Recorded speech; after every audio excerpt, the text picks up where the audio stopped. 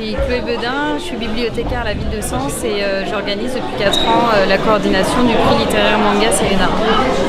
Et donc Cédric Le Floch, bibliothécaire à la bibliothèque départementale de Lyon, et j'ai rejoint le prix depuis 3 ans.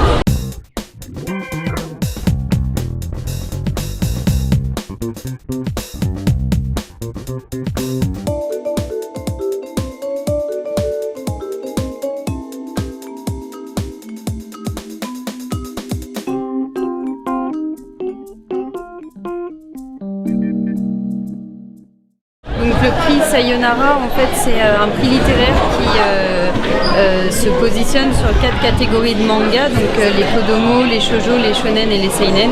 En fait, ça correspond à différents niveaux d'âge, primaire, collège, lycée. C'est un prix qui se déroule du mois d'octobre au mois de mars. Et donc les jeunes peuvent s'inscrire dans là ou les catégories de leur choix en fonction des établissements.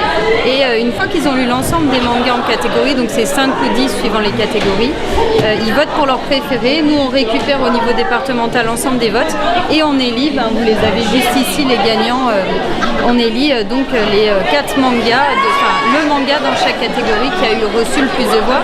En fait les prix ont été annoncés lors de la journée de clôture qui se déroule à Sens. Avec ces exercices, tu entraînes ton attention à être présent à ce qui se passe en toi et autour de toi en ce moment même. Tu apprends à vivre au présent. Ça veut dire sans ressasser ce qui s'est passé hier ou anticiper ce qui se passera demain. On frappe en descendant. En soufflant avec la bouche. C'est pour l'énergie. Anna. Madame Ségura, le prof documentaliste du collège Maurice Clavel, a organisé toute une journée pour permettre aussi aux jeunes du sud du département d'avoir accès à une journée, puisque la difficulté sur le département, c'est que Sens c'est vraiment au nord et que c'est pas évident pour tous les jeunes d'y avoir accès. C'était une envie de faire découvrir le manga et aussi une envie de travailler avec les adolescents au départ. Et de relancer un prix départemental.